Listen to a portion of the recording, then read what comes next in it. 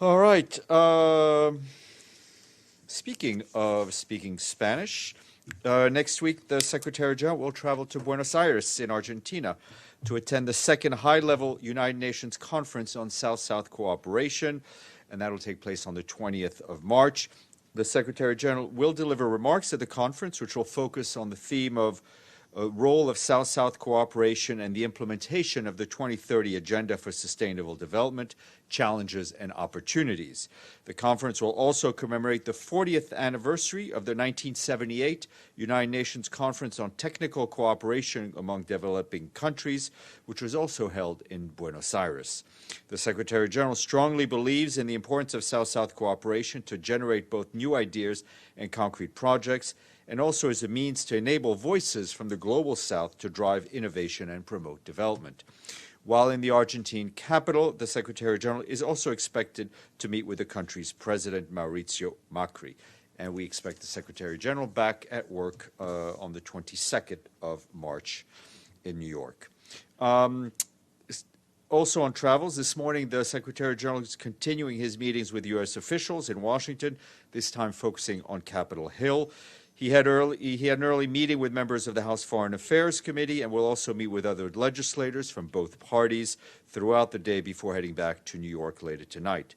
With all his interlocutors, he discussed a wide range of issues. And yesterday afternoon, as you saw, the Secretary General met with the Secretary of State, Mike Pompeo, and among other things, they discussed the need for strong cooperation between the United States and the United Nations and addressed several issues of concern, such as Yemen and Venezuela. The Secretary General also provided the status update on the ongoing UN reform efforts and encouraged continuing United States engagement with the United Nations. The Deputy Secretary General is in Nairobi, and she spoke this morning at the UN Environment Assembly. She first expressed her condolences to the relatives of those who had lost their lives in the Ethiopian Airlines crash. She noted that many of the UN staff who were on the flight were heading for the assembly to pursue their life's work to ensure we can live in a safe and sustainable planet. She went on to say that we can and must honor their lives by taking their work forward and bringing it to light. Ms. Mohammed said it's time to turn the tide towards ambitious policies that enable strong economies and protect our health and our planet. She also commended the innovative solutions that were being showcased to tackle climate change, stop biodiversity loss, and make our consumption patterns more sustainable. Inspiring actions by civil society, governments at all levels, and corporations show us that we can, in fact, achieve greater economic benefits from innovative approaches to how we eat, purchase, travel, and discard waste. She said she warned that we need greater ambition and speed. And Ms. Mohammed also spoke at the One Planet Summit, and her remarks are online. The Secretary General is appointing today Hawla Matar of Bahrain as the Deputy Special Envoy for Syria. The Secretary General takes this opportunity to reiterate his gratitude to Ramzi Ezzedine Ramzi of Egypt for his effort in the search for peace during his time as the Deputy Special Envoy. Ms. Matar has profound knowledge of the region, the Syrian conflict, and the United Nations system. Her experience includes her earlier assignments as the Deputy Executive Secretary of the UN Economic and Social Commission for Western Asia, otherwise known as ESCWA, and she has also been the director of the Office of the Special Envoy serving in Damascus. Keeping on the topic of Syria, the Secretary General provided a video message to the Brussels conference on supporting the future of Syria and the region, in which he says that after 8 years of war, the scale of suffering in Syria remains staggering. More than 11 million people inside Syria need humanitarian aid, and many face violence on a daily basis. The Secretary General urged donors to renew their financial and humanitarian political commitments to the Syrian people and to the countries and communities hosting refugees. He added that only a political solution based on Security Council Resolution 2254 can bring sustainable peace to Syria. And as we work towards this goal, he said, we must continue to support the Syrian people and to give them hope for a better future. His message is available to you on the web. And at a press event in Brussels at the side related to the conference, Mark Lowcock, the head of the Humanitarian Affairs Department, said the conference may raise at least $6.5 billion and possibly more than that, which he said would be very significant results. The Undersecretary General for Peace Operations, Jean-Pierre Lacroix, today is visiting the UN Truth Supervision Organization, otherwise known as UNSO, which is based in Jerusalem. Yesterday, Mr. Lacroix concluded a 5-day visit to Lebanon, where he held talks with top Lebanese officials in the capital and saw firsthand the crucial work that UNIFIL peacekeepers are doing in the southern part of the country. During the talks, including with President and Prime Minister of Lebanon and other officials, Mr. Lacroix commended the government's continued cooperation with UNIFIL and is maintaining calm in South Lebanon. He also hailed Lebanon's firm commitment to the UN Security Council Resolution 1701, which forms the core of UNIFIL's mandate. And our humanitarian colleagues say the flooding caused by Tropical Cyclone Idai since earlier this month has affected more than 1 million people and caused at least 122 deaths in both Mozambique and Malawi. The cyclone has regained intensity and is expected to make landfall in central Mozambique this evening and is forecast to bring strong tropical winds, heavy rains, and storm surge to several areas over the next 3 days. OCHA says that close to 83,000 people have been displaced in Malawi, more than 17,000 in Mozambique. Rapid needs assessments continues in the hardest hit areas, with Malawian and Mozambican governments leading the humanitarian response in their respective countries, supported by their partners. And the Secretary General, I wanted to flag a couple of sad notes for which the Secretary General wanted to mention.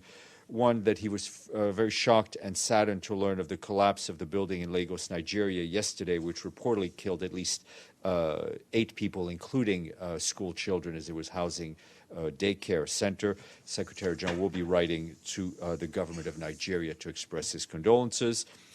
And also, the Secretary General will be sending a condolence letter to the government and people of Brazil to express his solidarity with the people of Brazil following the fatal shooting that took place in a school in Sao Paulo in Brazil yesterday.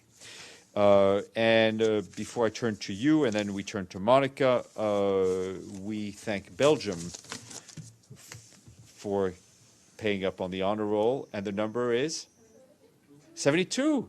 72. Good job. Thank you. I couldn't say it in Spanish if I tried, but sentados. Okay, let's go, please. Thank you. Stephane, yesterday were reports, and this is not yet confirmed, that the government of Venezuela, through their DA, is looking to build a case to execute a detention order against Juan Guaido. This is something that is being publicized by the former president of Colombia, Andrés Pastrana, and other activists in Venezuela. It has not happened yet. However, the possibility of that happening will from the United Nations. How would that be seen if Juan Guaido is detained, as they still have a crisis in the country? And then the second part on that, I'm sorry. Never two without one. Never one without two, yes. Just the last part is, will this prompt the United Nations and the Secretary General to push a little stronger to try to get a dialogue? Because then in this case, we'll be talking about a leader of the opposition recognized by many countries as the leader, detained, and with the possibility of maybe retaliation by the government of Maduro, which we don't know, obviously. Okay. First of all, I mean, I think, as you know, we're not going to start commenting and hypothesizing on hypothetical questions. We've seen the press reports like you have. We wouldn't want to comment on anything that has not yet happened. Since the beginning, the Secretary General's position has been very clear that he urges all national actors to make all efforts to lower tensions. This has been his position and continues to be his position. He also continues to have contacts with various actors and to reiterate his offer of good offices. And when we have something to announce, we'll share that with you. Stephane, has he spoke at all with Juan Guaido and any representative of the interim presidency? The only direct contact the Secretary General has had with Mr. Guaido is when he answered the letter. We continue to have contacts with people in the president's circle, and as well, there are contacts had at different levels, as well as with the president of the National Assembly. Arthur.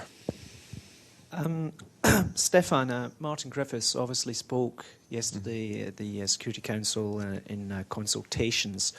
While he didn't speak to the press, there was a report by the Security Council report bulletin which said that General Lollisgaard, who I believe briefed the Council by video link, there had been some, I'm not sure if disagreement is the word, but there had been some contradictory reporting on who was committing the violations of the ceasefire in Hodeida.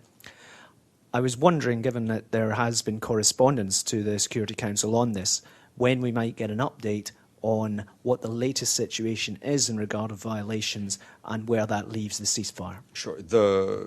First of all, the ceasefire is still generally holding.